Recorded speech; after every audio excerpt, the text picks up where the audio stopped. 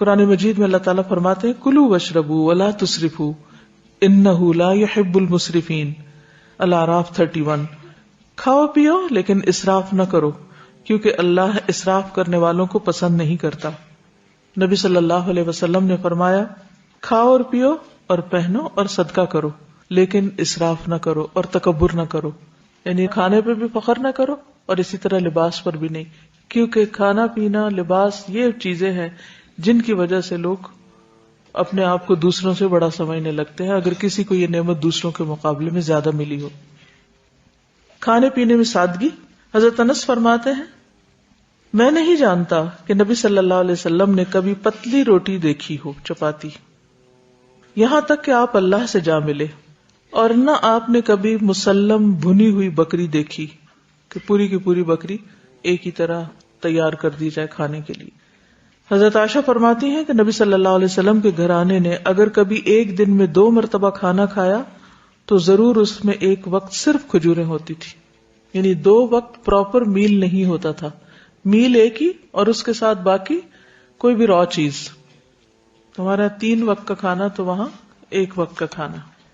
ایک اور حدیث میں آتا، صحیح بخاری کی روایت ہے، آل محمد صلی اللہ علیہ وسلم کبھی پے در پے 3 دن تک سالن کے ساتھ گیہوں کی روٹی نہیں کھا سکے، یعنی 3 کنزیکٹیو ڈیز ایسا کھانا نہیں ملا، یہاں تک کہ آپ اللہ سے جا ملے۔ اسی طرح یہ ہے کہ جسمانی ضرورت مثلا قد کاٹ، عمر، کام کاج کی نوعیت کے اعتبار سے بھی غذا کا تعین کرنا چاہیے اور اس کی مقدار کا بھی۔ اسی طرح سادہ اور متوازن غذا زیادہ بہتر ہے۔ کھانا بھوک لگنے پر ہی کھانا چاہیے، اور کچھ بھوک ابھی رہتی ہو تو کھانا چھوڑ دینا چاہیے۔ کچھ غذائیں جن کا ذکر قرآن مجید میں ہے، سب سے پہلے کھجور۔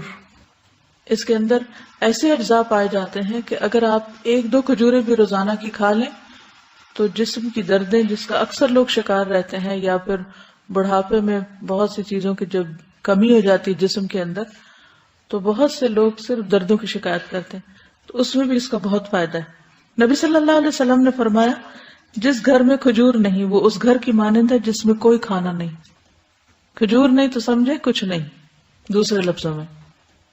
اور آپ کو معلوم پاکستان میں اعلیٰ قسم کی کھجوریں پیدا ہوتی ہیں۔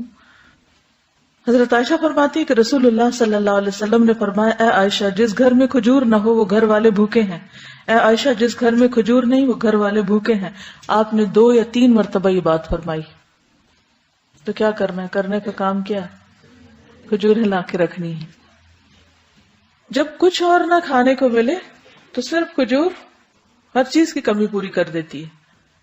کھجور کے ساتھ ککڑی کا استعمال، عبداللہ بن جعفر کہتے ہیں کہ میں نے نبی صلی اللہ علیہ وسلم کو تازہ کھجور ککڑی کے ساتھ کھاتے دیکھی، یعنی اگر آپ کھجور کے ساتھ کھیرا شامل کر لیں، بس صبح میں اگر آپ نے دودھ کھجور لیا اور اگر صبح نہیں آپ کھاتے دوپہر میں لیتے ہیں تو بہترین سنیک ہے، دوپہر کے کھانے کا کام کر سکتے۔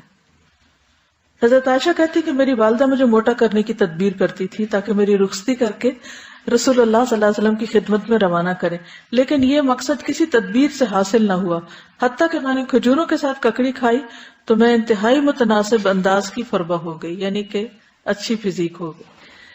تربوز اور تازہ کھجور۔ حضرت عائشہ کہتی ہے کہ رسول اللہ صلی اللہ علیہ وسلم تربوز اور تازہ کھجور ملا کر کھایا کرتے تھے اور فرماتے تھے ہم اس کی گرمی کا علاج اس کی ٹھنڈک سے اور اس کی ٹھنڈک کا اس کی گرمی سے کرتے ہیں، یعنی تربوز جو ہے وہ کھانے میں ٹھنڈا ہوتا ہے اور کھجور گرم ہوتی ہے، تو ان کو جب ملا کے کھایا جاتا ہے تو کوئی نقصان نہیں ہوتا، جو عام طور پہ بعد میں لوگ کہتے ہیں گرمی لگ گئی اور ٹھنڈ لگ گئی۔ ایک صحابی سے مروی ہے کہ نبی صلی اللہ علیہ وسلم نے کچی اور پکی کھجور اور کشمش اور کھجور سے منع فرمایا، ان کو جمع نہیں کرنا چاہیے، کیونکہ کشمش جو ہوتی ہے وہ بھی گرم ہوتی، اور اگر کھجور کھائیں تو ان 2 چیزوں کو ملائے نہیں۔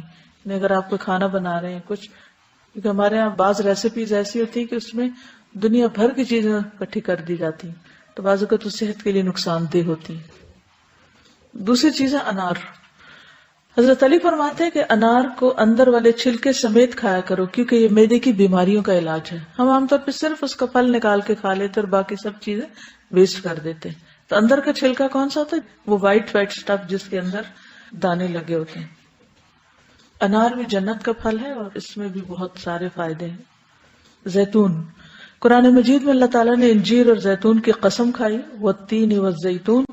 ان کے فوائد کے پیش نظر روزانہ کم از کم ایک انجیر، ایک زیتون اور خالص زیتون کے تیل کا ایک چمچہ استعمال کرنا فائدہ مند ہے.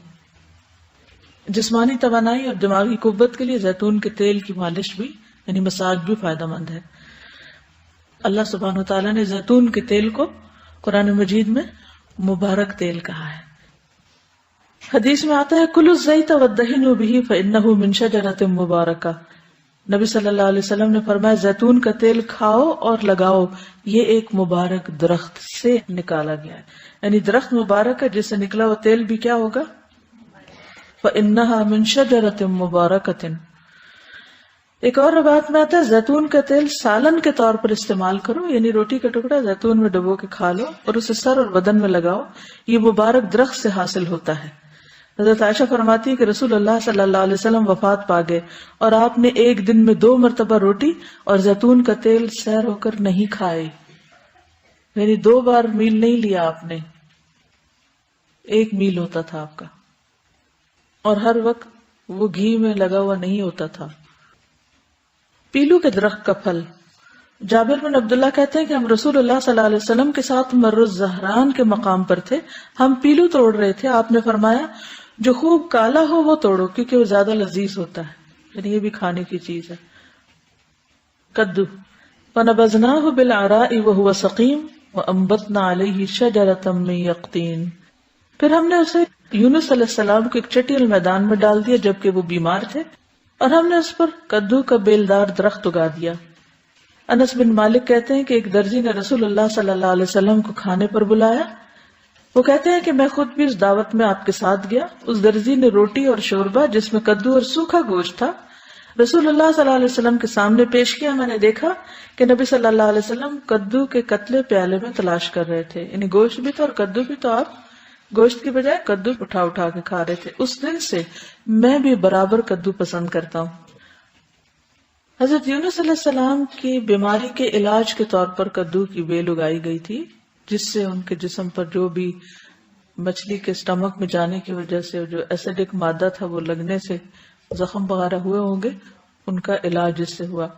انس کہتے ہیں کہ اس کے بعد جو کھانا میرے لیے تیار کیا گیا اور جتنا مجھ سے ہو سکا میں نے اس میں کدو کو ضرور شامل کر لیا. چقندر اور جو. سہل بن سعد کہتے ہیں کہ ہمیں جمعہ کے دن بڑی خوشی ہوتی. ہماری ایک بوڑھی خاتون تھی، وہ چقندر کی جڑیں لے کر اپنی ہانڈی میں پکاتی، اوپر سے کچھ جو کے دانے اس میں ڈال دیتی. ہم جمعہ کی نماز پڑھ کر ان کی ملاقات کو جاتے تو ہمارے سامنے یہ کھانا رکھتی، یعنی ہر جمعہ وہ یہ کھانا پکا کے رکھتی اور ہم سب کھاتے. جمعہ کے دن ہمیں بڑی خوشی اسی وجہ سے رہتی تھی، یعنی ہمیں پتا ہوتا تھا آج اچھا سا کھانا ملے گا. ہم نماز جمعہ کے بعد ہی صبح کا کھانا کھایا کرتے تھے. اللہ کی قسم نہ اس میں چربی ہوتی تھی نہ گھی، یعنی چقندر ہوتے تھے ابلے اور اس کے اوپر جو کے کچھ دانے، پھر بھی خوش ہوتے تھے. ہمارا کیا حال ہے؟ کہتے اللہ کی قسم نہ چربی ہوتی تھی نہ گھی. اگر ہمیں کبھی بیماری میں بھی کبھی علاج کے طور پر بھی ایسی سبزی کھانے کو ملے تو ہم اپنے آنسو سے اس کو بھگو دیں. ایک اور حدیث میں آتا، صحیح بخاری کی روایت ہے، آل محمد صلی اللہ علیہ وسلم کبھی پے در پے 3 دن تک سالن کے ساتھ گیہوں کی روٹی نہیں کھا سکے، یعنی 3 کنزیکٹیو ڈیز ایسا کھانا نہیں ملا یہاں تک کہ آپ اللہ سے جا ملے. اسی طرح یہ ہے کہ جسمانی ضرورت مثلاً قد کاٹ، عمر، کام کاج کی نوعیت کے اعتبار سے بھی غذا کا تعین کرنا چاہیے اور اس کی مقدار کا بھی. اسی طرح سادہ اور متوازن غذا زیادہ بہتر ہے. کھانا بھوک لگنے پر ہی کھانا چاہیے اور کچھ بھوک ابھی رہتی ہو تو کھانا چھوڑ دینا چاہیے. کچھ غذائیں جن کا ذکر قرآن مجید میں ہے. سب سے پہلے کھجور. اس کے اندر ایسے اجزاء پائے جاتے ہیں کہ اگر آپ 1-2 کھجوریں بھی روزانہ کی کھا لیں تو جسم کی دردیں جس کا اکثر لوگ شکار رہتے ہیں، یا پھر بڑھاپے میں بہت سی چیزوں کی جب کمی ہو جاتی ہے جسم کے اندر تو بہت سے لوگ صرف دردوں کی شکایت کرتے ہیں، تو اس میں بھی اس کا بہت فائدہ ہے. نبی صلی اللہ علیہ وسلم نے فرمایا جس گھر میں کھجور نہیں وہ اس گھر کی مانند ہے جس میں کوئی کھانا نہیں. کھجور نہیں تو سمجھے کچھ نہیں دوسرے لفظوں میں. اور آپ کو معلوم پاکستان میں اعلیٰ قسم کی کھجوریں پیدا ہوتی ہیں. حضرت عائشہ فرماتی ہے کہ رسول اللہ صلی اللہ علیہ وسلم نے فرمایا، اے عائشہ جس گھر میں کھجور نہ ہو وہ گھر والے بھوکے ہیں، اے عائشہ جس گھر میں